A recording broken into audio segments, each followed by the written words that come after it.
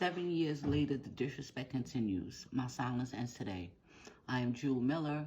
I am the mother of Legacy Garner, Eric Garner's youngest child.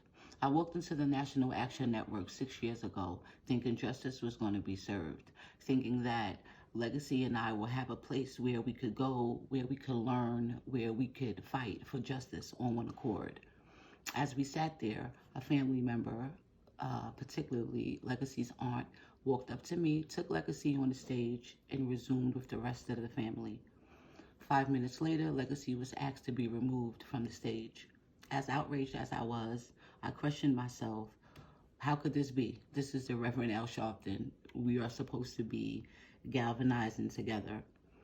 Long story short, here we go. 6 years later, the National Action Network shows up July 17th, 2021, with their henchmen and railroad our memorial.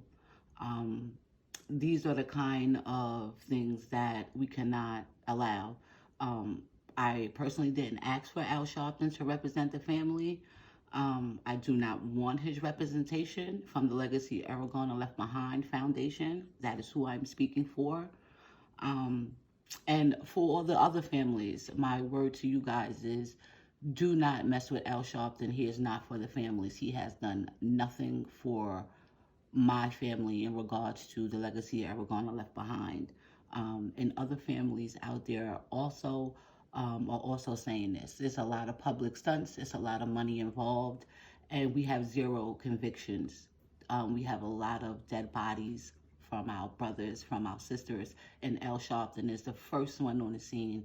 And after all of these years, nothing has been done, but millions and billions of dollars have been rolled out and spent on. And I keep hearing about this car service and this car service. I didn't ask for a ride to Nan. We are not asking for airport flights. We are seeking justice, and that is not being served.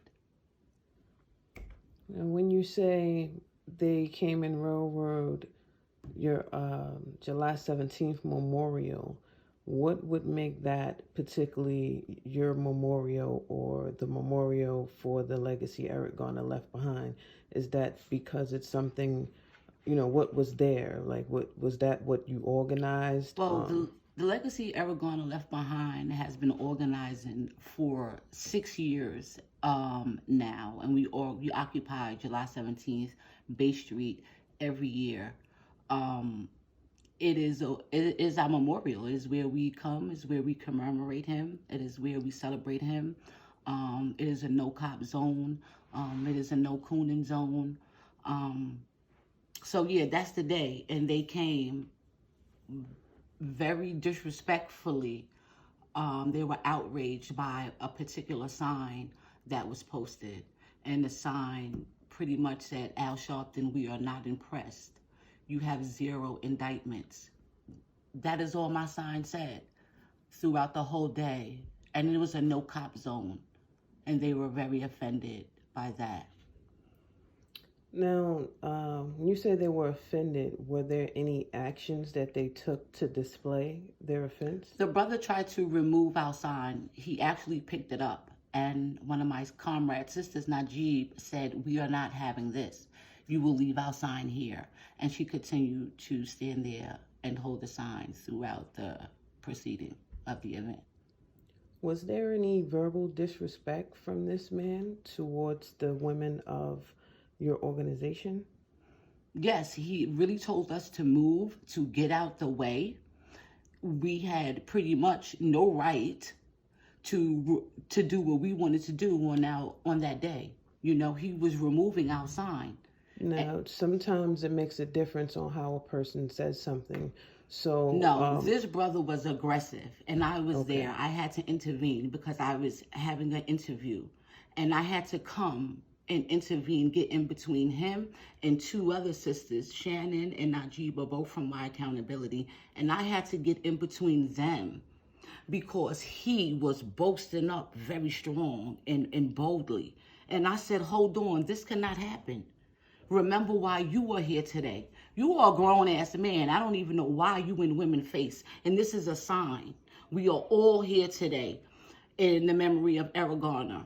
And this sign will stay here in the memory of Eric Garner. And that is what I said to him. And I walked off and proceeded to speak with my comrades and get on to the procession of our day. Okay. Now, just to clarify, with July 17th, it takes place every year. So every year you do something similar to what was done this year.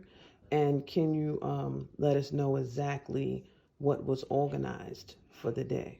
Every year we do a commemoration with children, with youth. We have them come out, do play activities, jump rope, playing in the park, painting activities, volleyball. This year we had basketball, cotton candy, t-shirts. We do a back to school, not a back to school give back. We do a program for the summer for the children that graduated.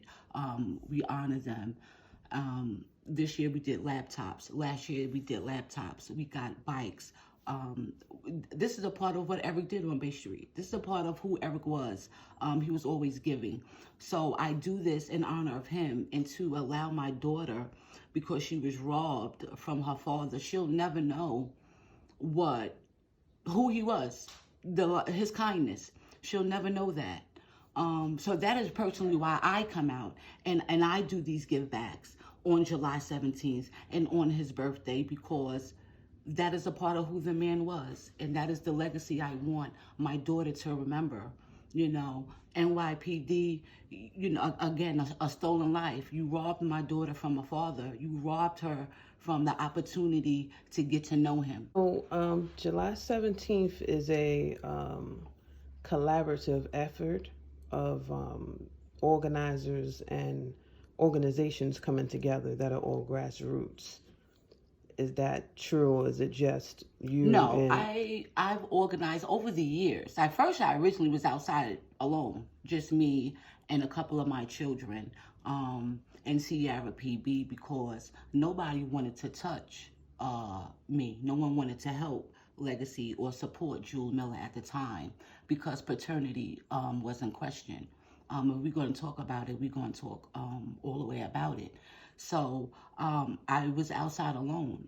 And then I began to meet people, and I met Queen Blizzy, and she got everything activated, and I met Y Accountability, and I started organizing with people that were going to keep the message alive, and that was This Ends Today. That was going to reverence Eric's message and really what he wanted, the fight for justice. The fight for justice for me ended the day the family decided to settle the case. A couple of days before the 1 year anniversary, that's when I believe the justice was over for us. We were not going to get it at that point. I didn't realize how touchy this was really going to be. On the whole, Al Sharpton can't be trusted by any means. I mean, he has a lot of money. He does things in the community, but we know that Al Sharpton is in it for the pockets. He's in it for the money. He's always has been. And he's in it for the money. So if you're not, you know, bringing him $1 million or $1 billion, he's not messing with you. He's not messing with you. Like I said, I was there for the first 6 months, very close with working with Cynthia Davis. So I got a lot of the inside scoop, and I was on with her, riding in the car on her way to a couple of places, and the community was calling, because they were calling the headquarters in Harlem looking for answers. And Harlem would dispatch her to Cynthia Davis, and Cynthia Davis would be on the phone, and she will be asking, you know, well, what year did it happen? What year did it happen? 2 years ago. We've been trying to contact you about such and such person for the last 2 years. They got the runaround. And as I sat there, sitting there thinking, I was in the right place. I was in the wrong place. They really didn't give a fuck. People was calling from the projects right there in Staten Island, coming up the block. They opened up that NAN office for nothing. It's really just sitting there. No real work gets done out of there. I know I'm touching on a lot of things here, but I think it's all relevant